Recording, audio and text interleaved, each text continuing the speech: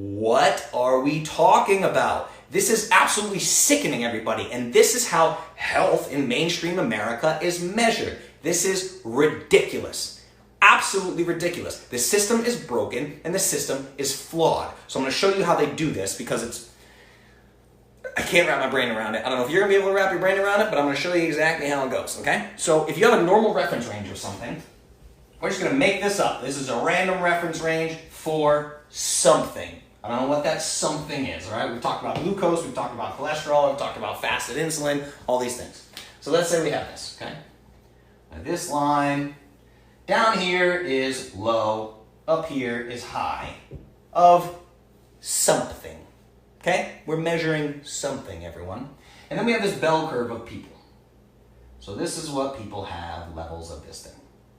Now, the way that people do this is they're going to draw this line down the middle, and then they're going to do these things called standard deviations. You probably heard the term standard deviation before. So you might have like a +1 standard deviation. So this is one standard deviation. This is one standard deviation, right? So you have like line, standard deviation, and then you have 2 standard deviations over here. Now what you're doing is taking this +1, -1 standard deviation, right? So you're taking this thing here. Anyone that falls within this category, ±2 in terms of standard deviations, that's about 95% of people. So you just say 95% of people fall here in this reference range, and that means that they're normal. That's it. That's where your reference ranges come from, everybody. What? Yeah. The reference ranges for your blood markers that are like the most important things for your overall health that tell you like if you're gonna die and stuff. They really gave a lot of thought to this. This is really cool. Now, let's talk about why this is so terrible, right? You're just gonna take all the average blood work from all the people and say, hey, let's figure out where 95% of people fall, and then that is normal, okay? We're gonna call that normal. Just 2 standard deviations, whatever the fuck that means, Richard, right? Now, this is now normal. It's that simple, and it's a piss poor model. Clearly, this is a piss poor model that you could possibly come up with for figuring out reference ranges. And the real kick in the ass is, how do we assess normal? How do we come up with these numbers? Where does the data come from? Where does this data come from? By studying the general population. But wait. Not just anyone from the general population. It's the portion of the population who gets more blood work done than anybody else. What type of people get their blood work done more than anybody else? Sick people. Sick people get more blood work than healthy people, right? So we have this situation where all this data is coming from sick people, right? Sick people in America, fat, sick, and nearly dead. Average status quo in America is terrible, okay? So this is where we're getting our reference ranges from, and these numbers change over time because as the population gets sicker and the big pool of data that we have gets bigger and bigger and bigger, but all the people within that pool of data are sicker and sicker and sicker and sicker, this normal becomes very fucking bad. Really bad. This is how this happens. What the fuck, man? Like, I don't know how to teach people this stuff. As the general population gets sicker, these numbers get worse. And I'll tell you, like, the worst example that I've ever seen of this was in my podcast with Dr. Anthony J. If you go listen to my podcast with Dr. Anthony J, we talk about early onset puberty in children. We're talking about little girls getting their period at 8 years old, 7 years old, and they're obese because of all these estrogenics that we have all throughout our environment and toxic products and in our drinking water and all these different things. So you have these little girls with estrogen levels so high that they're getting their periods at 7, 8 years old, right? How does the mainstream respond when they don't know the root cause or a solution to a problem? Well, they simply redefine it as normal. It becomes normal. In this case, they're actually suggesting lowering the normal, quote unquote, the normal age of puberty in children. They want to lower the normal age of puberty in children because they don't know how to explain early onset puberty. So rather than doing the work identifying the cause of the root problem and solving it. They simply accept it as the new status quo. And the status quo in America is sick. Very, very sick. Not good in times of a global pandemic, everybody. What are we doing? This is what has happened in America with this blanket term, healthy. COVID-19 is killing healthy Americans. It's killing healthy Americans, everybody. No, it's not. It's time for me to trigger a lot of people.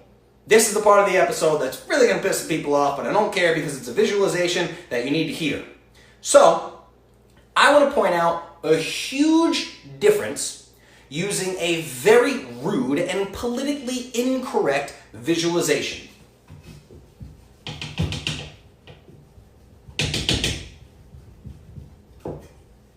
So what we're simply talking about here is two different phrases. No diagnosed disease.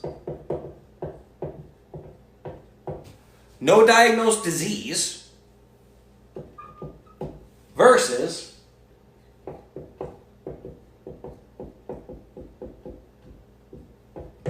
healthy. No diagnosed disease versus healthy is absurd. There is a giant gap between those two things, but this is what we do. We put these in the same category in America. So let me do a visualization for you, okay? Very rude and politically incorrect, but we're living in a global pandemic, so I don't give a fuck anymore, okay? There is a huge difference between these two. Somebody that is free from diagnosed medical conditions and someone who is actually metabolically healthy. So let's say you have me. I'm going to use myself as an example here. This will really piss people off, okay? I'm going to use myself as an example. You have me. You have another male who's 33 years old, 5'8", Caucasian. We're the same, right? The difference is the other guy is 50 pounds overweight.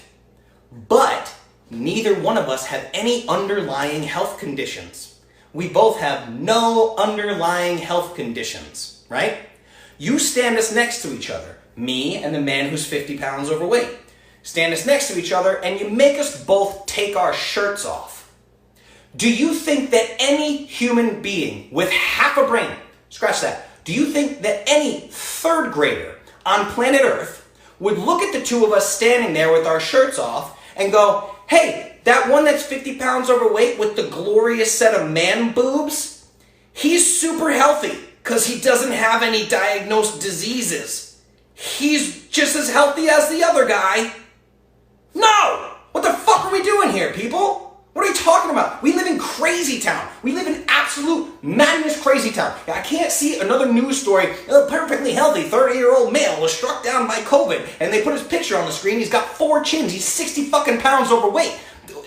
I'm sorry. I know that this sounds really insensitive, but this is really damaging people. This is really, really poor information to put out into the world. Okay? Really poor information. On the flip side of this, you have pictures of bodybuilders. This bodybuilder ended up in the ICU, and look at him. He has a six-pack. Ladies and gentlemen, I personally know professional bodybuilders that are type 2 diabetics. I know them. They have severe metabolic dysfunction. It's not just a matter of you have a six-pack and you're healthy abs. That's why the shirt, the little example that I just did is ridiculous too. But it's pointing this out in a way that you can understand, right? We can't just sit here and say that all these people are healthy.